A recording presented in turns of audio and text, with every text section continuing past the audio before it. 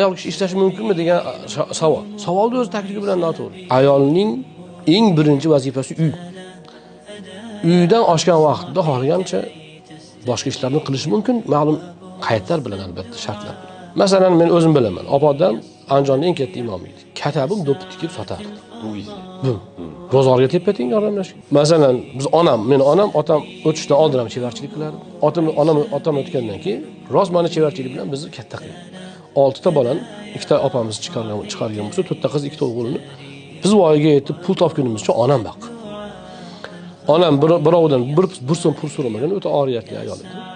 4 ta qizni o'sha jamiyatdagi otasi bor qizlardan kam qilmasdan chiqargan.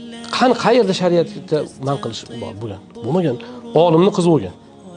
Olimni xonadonida uni o'sgan. Din olimini. Din olimini. Hunarni ham o'rgangan, ilmini ham o'qigan, o'qitgan, hammasi bo'lgan.